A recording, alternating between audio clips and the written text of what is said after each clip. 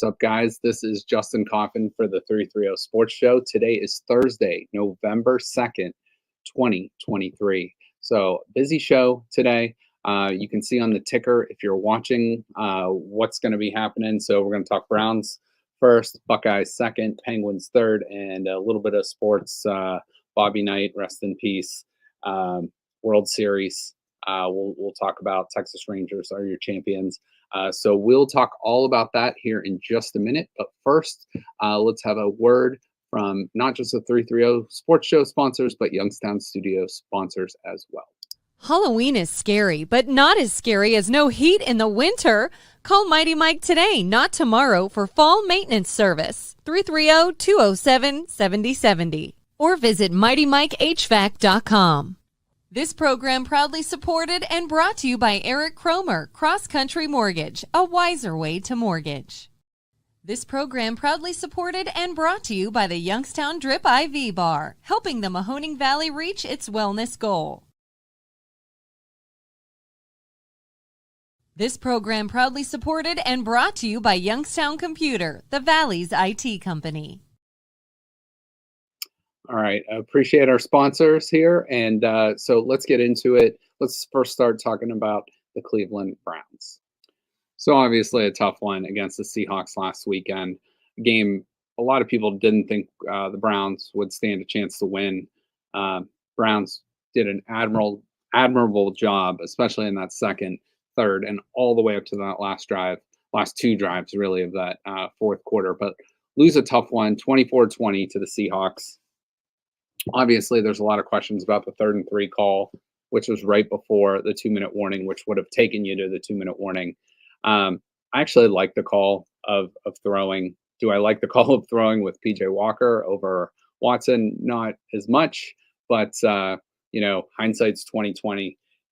You get that play call. There looked like a check down that was open, but PJ Walker just not. He's a gamer. You got to give him credit. He has done an admirable job too, going 2-1 over the last 3 games, pressed into duty with Watson being hurt, but just too many turnovers. I think he's 1 touchdown to like 5 or 6 interceptions, a couple fumbles in there, just not going to get the job done. The Browns have done a terrible job this year of turnover ratio, just handing the ball off too much and putting the defense in bad situations. So that is just not going to get the job done for Cleveland or really any NFL team. I don't care how good your team is, your roster is. You just can't turn the ball over too much. But a couple of things the Browns are doing well. They're running the ball really well, even with the lack of Nick Chubb. The offensive line is getting some push. DeJuan Jones, give him a lot of credit stepping up for Jack Conklin. Posek's playing well. Obviously, you got your guards there in Teller and Bitonio that are doing a great job. And Jed Wills, we give him a lot of crap because a lot of times he has struggled, but he has played well over the last few weeks. So give him credit where credit's due. But again, the Browns defense did a great job. Second and third quarter basically shut the Seahawks out. Ton of 3-and-outs, but unfortunately, when it mattered the most after that turnover, weren't able to hold them. And former Buckeye Jackson Smith and Jigba, just with a walk-in touchdown. Was he aided by a hold by DK Metcalf? Probably, but that is unfortunately the way the game went. I want to talk a little bit about Kevin Stefanski because I think he gets a lot of undue criticism. I think he's actually coached really well over the past 3 games. Think about that. You're without what's supposed to be your franchise quarterback. You're starting number 1 running back in the NFL, and you're right there in these games. You upset the 49ers. You had an interesting game with the Colts, but you won that. And then Seattle is a really tough team, one of the better teams now in the NFL, at least by record. And you take them to the wire and probably should have won that game. Now, yeah, does he make some questionable play calls? Absolutely. But I think you probably run the ball there, and you probably run it maybe even on 4th down and go for the win if you don't. But hey, you make those decisions, you live with them, and it's an outcome-based sport. And he probably knows, hey, I'm going to get criticized if this doesn't work, but I'm going to give my team the best chance to win. So if you do get the first down there, you basically run out the clock. But you think of a couple plays here. Cameron Mitchell had a pick six in his hands, just dropped it. Jerome Ford runs out of bounds on the play previous to that 3rd and 3, which would have ran another 40 seconds off the clock. So lots of little things make a game. And I get we all want to break down the one call, but look at this record, 30 and 26. You look at the previous, all the head coaches combined, 94, 208 and 1 over the previous 23 years or 20 years before Stefanski. So let's give this guy some credit. He is doing a great job with this team. So where we're at right now with the AFC North, 3 teams are 4 and 3. Browns, Bengals, Steelers. Bengals have won 3 in a row. Steelers play tonight against the Titans, but all 4 and 3 bunched up there. The Ravens looking very, very good right now, playing some good football, 6 and 2, leading the division. So this is going to be a tough division. It's going to be a dogfight till the end of the season. All right, so let's move on. Let's get to know the Arizona Cardinals a little bit. They are 1 and 7. They're not very good. This is a team the Browns should win, should beat, and should win. But let's get to know the Cardinals a little bit here. They are led by head coach Jonathan Gannon. He is actually a graduate of Cleveland St. Ignatius High School.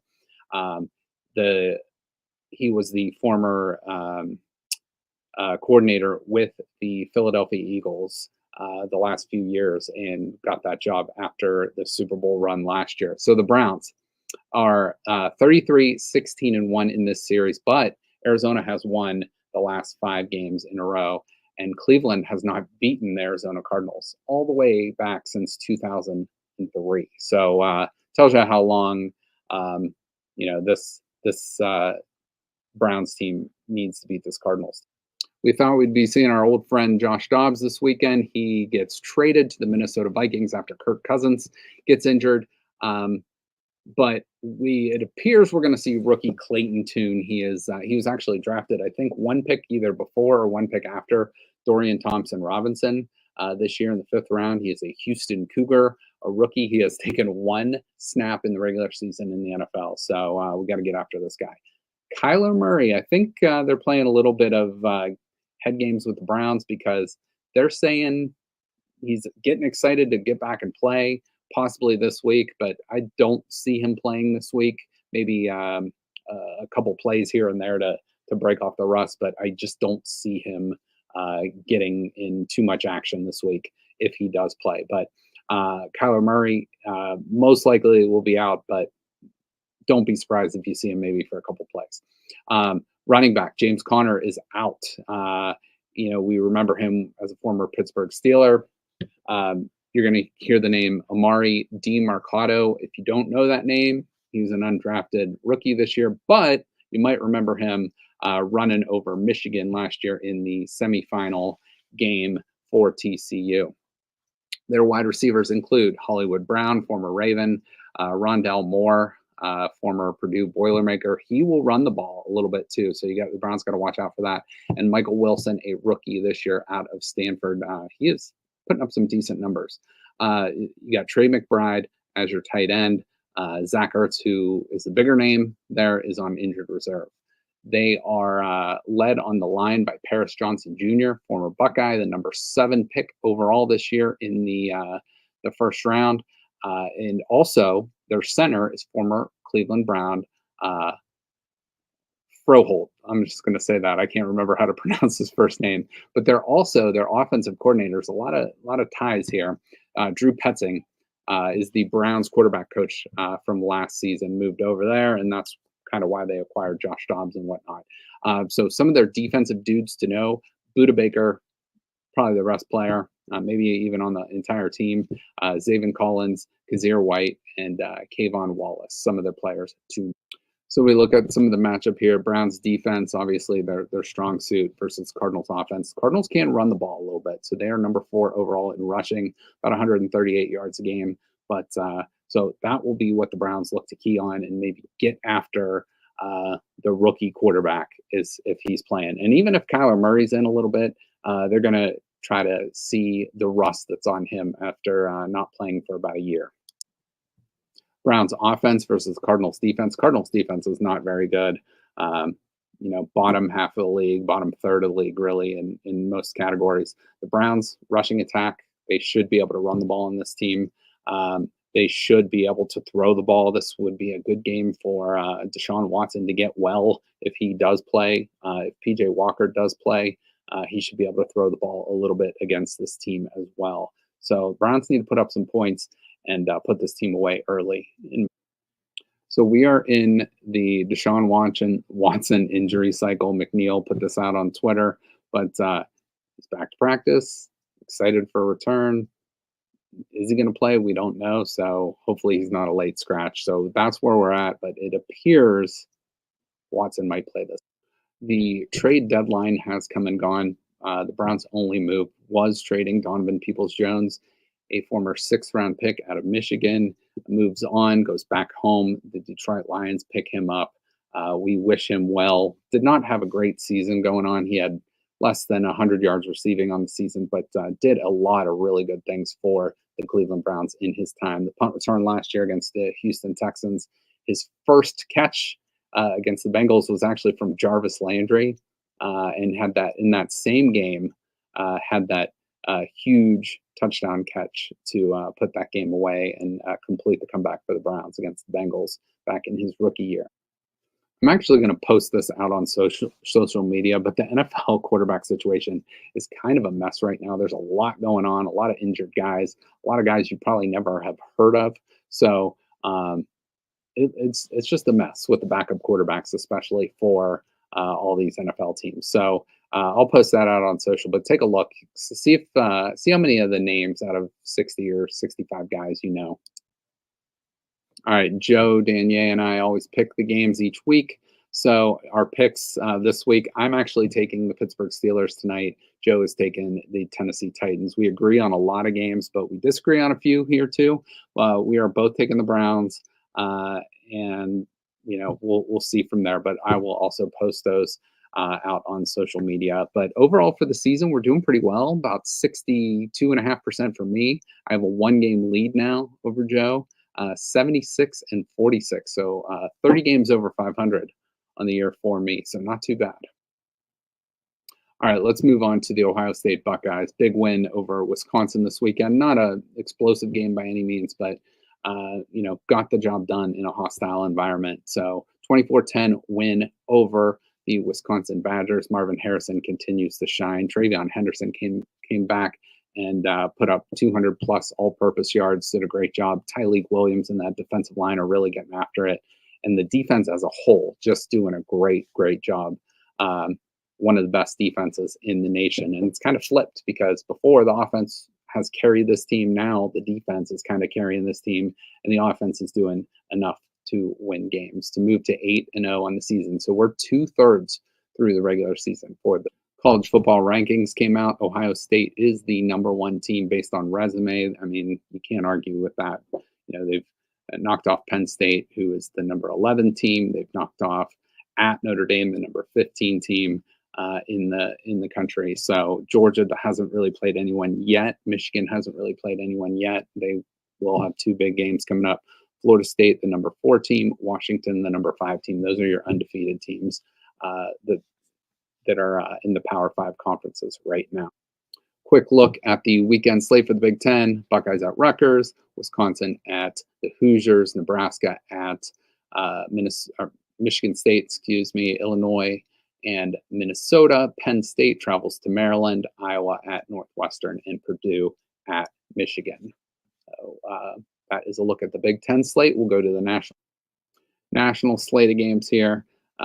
We have 8 undefeated teams left in the regular season after week 9. So Liberty, James Madison, Air Force, Florida State, Michigan, Ohio State, Washington, and Georgia. So those are some of the bigger matchups. You got LSU at Alabama. You got Kansas State at Texas, and a few others mixed in there for the bigger games of the weekend. All right, so let's take a quick look here at the Buckeyes at the Rutgers Scarlet Knights. Buckeyes 18.5-point favorites. Your total is 43.5. This game will be a CBS kick at noon in Piscataway, New Jersey, where college football was born. Rutgers and Princeton played the first ever college football game. Rutgers' resume, actually pretty good season for them. 6-2 overall, 3-2 in the Big Ten. Handled their business. Nice win at Virginia Tech.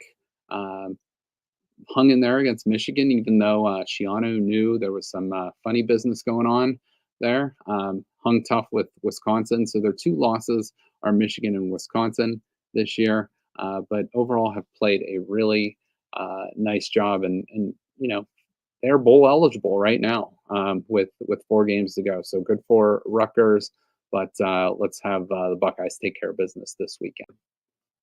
Rutgers isn't going to scare you offensively. One thing they do pretty well, though, is run the ball. Their quarterback will run it.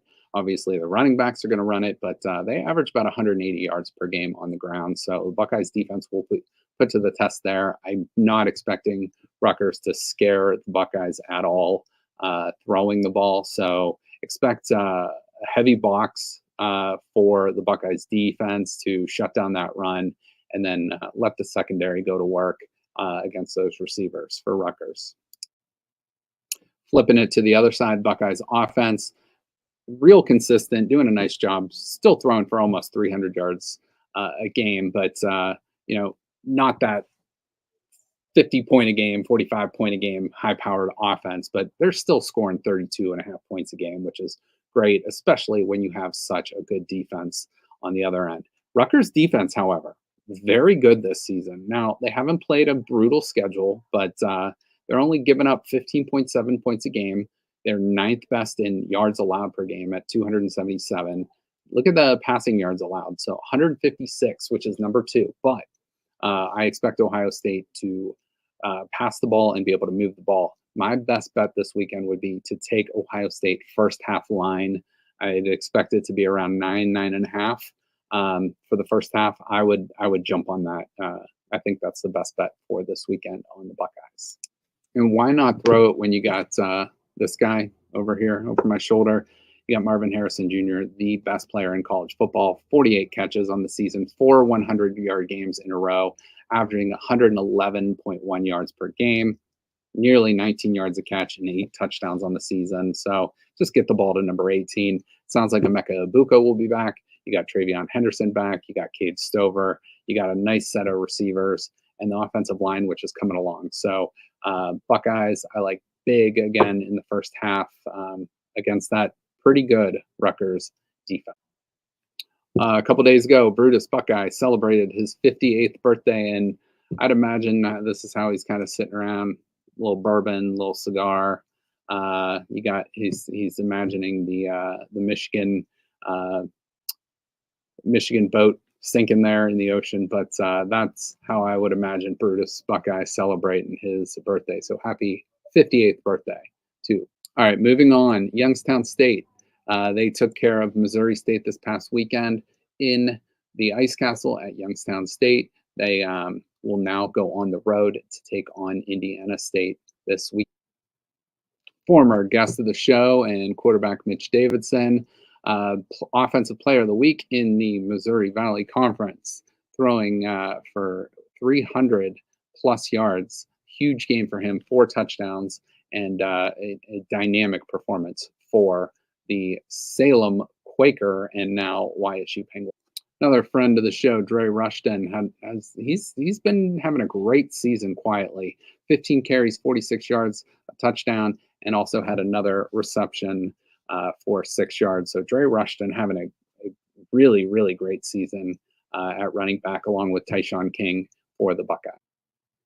I said Buckeyes, excuse me, I meant Penguins. But another guest of the show, former guest of the show, Bryce Oliver, last week, 6 catches, 169 yards, 2 touchdowns. He is creeping up the YSU ladder of all-time touchdown receptions leader. I think he is 2 behind. I have to check that number again, but he is having a great, great season. So Bryce Oliver, watch out for his name in the YSU record books coming up soon. Another wide receiver, CJ Charleston, having a great year. 3 catches, 51 yards, and a touchdown. Also this past weekend against Missouri State. Why not get one more friend of the show here, Jake Benio, 3 catches, 13 yards, 1 touchdown. And as we talked to Jake earlier in the season, he does so much more than just catch some passes. He is a great blocker for both of those running backs and keeping Mitch, help chipping defensive ends, linebackers, whatever it might be coming off the end. And he's doing a nice job this season for the White. So YSU finally broke that trend: win, loss, win, loss, win, loss. Now they stack 2 wins together. Let's go get the third one in a row, move to 6-3. And then you got the big one, South Dakota State coming to Youngstown State. Not this weekend, but next, the #1 team in the country coming to Youngstown. So, but you got to take care of business at Indiana State this weekend for that game to mean a lot. The Texas Rangers are your World Series champions. Awesome run by them. 11 straight road victories in the playoffs, which is the most in the history of baseball. Just unheard of. Fantastic run by this team. A team that lost over 100 games just 2 years ago. So this gives some of those teams that have been struggling the last year or two some hope that you can turn it around pretty quickly if you have the right people in place and the right development. Some sad news to pass along. Yesterday, Bob Knight, Coach Bob Knight, everyone remembers him at Indiana, but just an unfortunate loss for the game of basketball, but just such a memorable guy. So many great quotes. A lot of people remember his excessive behavior at times, the chair throwing, the getting in his own players' faces, the yelling at refs, getting ejected, his speeches and whatnot. But what a legend of the game of basketball. Obviously, Indiana is where he is probably most known, but he is an Ohio State Buckeye graduate. Just a legendary figure, bigger than the game, some may say. But rest in peace to Coach Knight, who did so much for the game of basketball. I also didn't forget about the Michigan scandal. We will get plenty into that next week. But this Connor Stallions, it's not looking good for Michigan. But we'll see what happens. But this is going to be an interesting end of the year for many teams. So just wanted to say thank you again for watching. Appreciate you guys listening.